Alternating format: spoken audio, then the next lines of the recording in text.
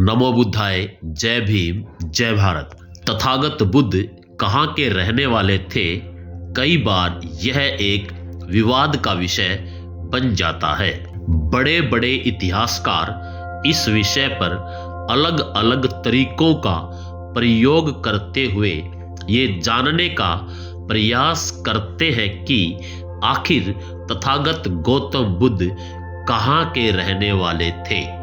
कुछ लोग तथागत बुद्ध को अफ्रीका मूल का बताते हैं। इसके पीछे वो तथागत बुद्ध के घुंघराले बाल और काले रंग को आधार बनाते हैं और कहते हैं कि जिस तरह से अफ्रीकन लोगों के बाल घुंघराले और रंग काला होता है, उसी प्रकार से तथागत बुद्ध के भी घुंघराले बाल और रंग काला है। इस कारण से तथागत बुद्ध अफ्रीका के रहने वाले थे, वो ऐसा मानते हैं। कुछ और लोग हैं जो तथागत बुद्ध को मंगोलियन बताते हैं।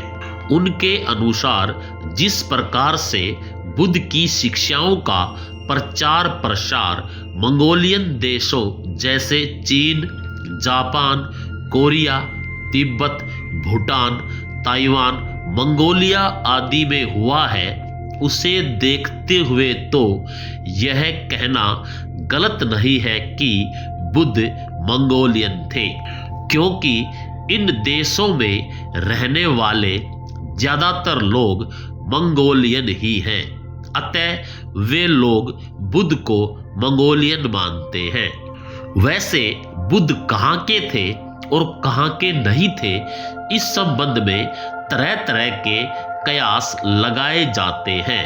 भारत में भी कुछ लोग तथागत बुद्ध को उत्तर प्रदेश के सिद्धार्थ नगर के थे ऐसा मानते हैं।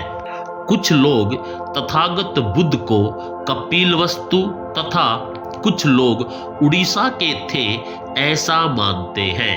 मगर वास्तव में बुद्ध कहाँ के थे, ये अपने आप में एक बहुत बड़ा सवाल है।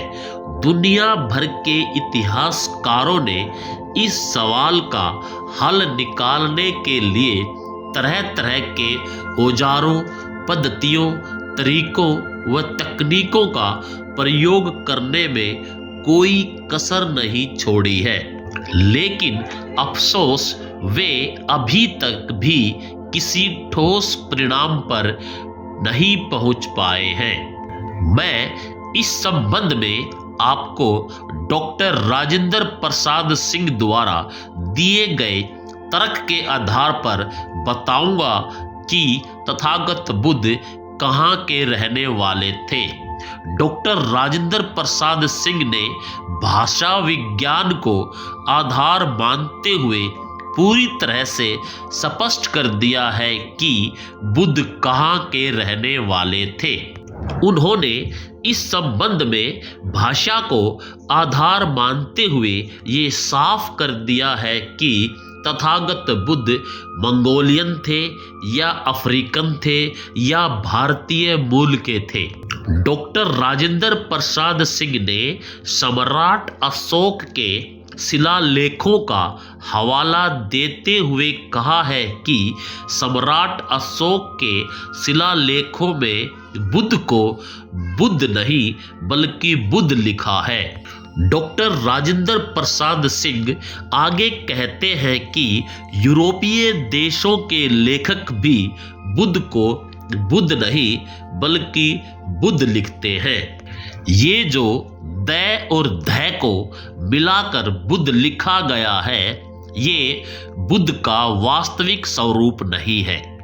बुद्ध का वास्तविक स्वरूप बु जमा ध बराबर बुद्ध ही है, जैसा कि आप स्क्रीन पर देख पा रहे हो।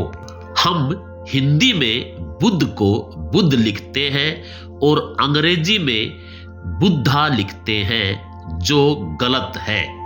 अपनी बात को आगे बढ़ाते हुए डॉक्टर राजेंद्र प्रसाद सिंह कहते हैं कि जिस प्रकार बुद्ध के नाम में ध की ध्वनि है, उसी प्रकार उनके पिता के नाम शुद्धोदन में भी ध की ध्वनि है और ठीक उसी प्रकार उनके द्वारा चलाए गए धम्मचक्र में भी ध की ध्वनि है। लेकिन पूरे अफ्रीका महाद्वीप के किसी भी देश की भाषा में ध की ध्वनि नहीं है। जब उनके किसी भी देश की भाषा में ध है ही नहीं तो बुद्ध वहां के हो ही नहीं सकते, क्योंकि बुद्ध के स्वयं के नाम में ध है, उनके पिता के नाम में ध है और उनके द्वारा चलाए गए धम्म में ध है।